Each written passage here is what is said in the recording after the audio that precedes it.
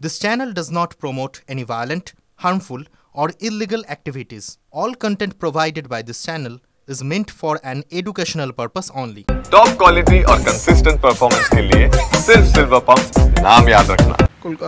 Messi 12 তারিখ রাত্রির বেলা land করবে কলকাতায়, আর তারপরে 13 তারিখ থেকে আমার কলকাতায় ইভেন্ট। 13 তারিখ হোটেলে প্রথম 9:30টার সময় ইভেন্ট, একটা স্পন্সরদের ইভেন্ট, প্রাইভেট ইভেন্ট, ওখানে মিট অ্যান্ড গ্রিট আছে।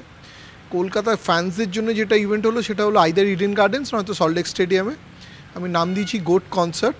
সেখানে একটা সেলিব্রিটি ম্যাচ হবে। সেলিব্রিটি ম্যাচে সেলিব্রিটিরা খেলবে। সেখানে মেসির অনারেই হচ্ছে গোট কাপ নাম।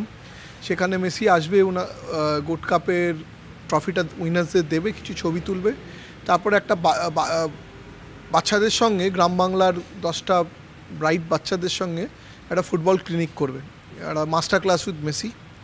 তারপরে 30 মিনিটে হওয়ার পর তারপরে একটা গ্র্যান্ড সম্বর্ধনার ফেলিসিটেশন আছে।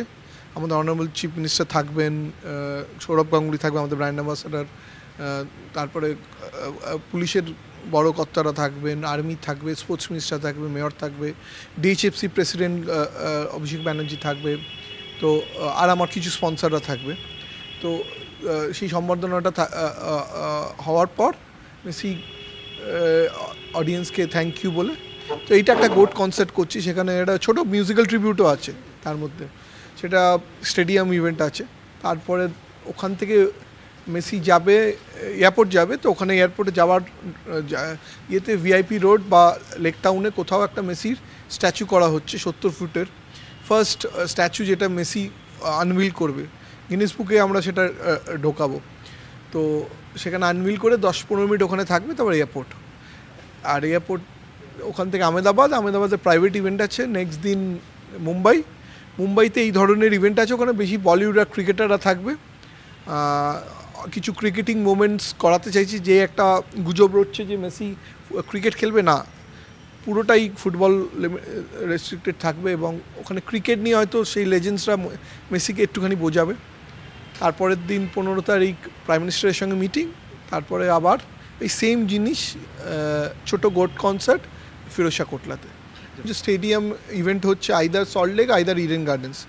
এটা পাবলিকদেরই জন্যে, টিকিট কেটে আসতে হবে, অনলি ফর পাবলিক। আমি ওই জন্য এটা করছি যে পাবলিক যাতে বঞ্চিত না হয়, নাহলে তো আমি স্পন্সরদের বিক্রি করে দিতাম না। এটা পাবলিকের জন্যে, পাবলিকরা টিকিট কেটে এবং অনলাইনে ফেয়ার রয়েতে তারা টিকিট কাটতে পারবে, কেটে দেখতে পাবে এটা।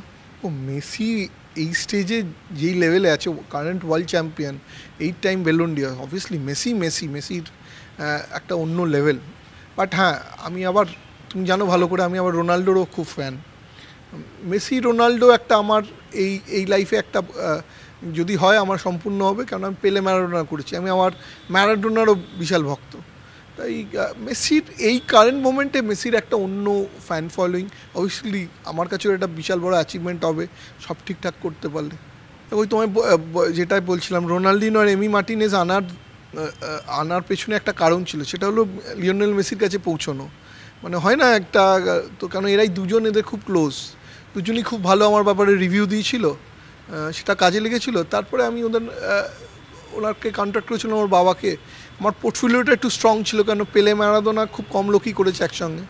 তারপরে এদের দুজনকে এনেছিলাম, নিট অ্যান্ড ক্লিন ইভেন্ট হয়েছিল, তারা গুড রিভিউ দিয়েছিল।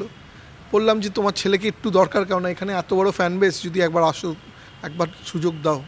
যেহেতু কলকাতা উনি ঘুরে গেছেন, কলকাতার নামটা ওনার কাছে গিয়েছিল, চেনা ছিল। রিকোয়েস্ট করে অনেক দিন, 2 বছর 2.5 বছর টু বি এক্স্যাক্ট, পড়ে থেকে রাজি হলেন। লাস্টে বললেন না ঠিক আছে আমি আসবো।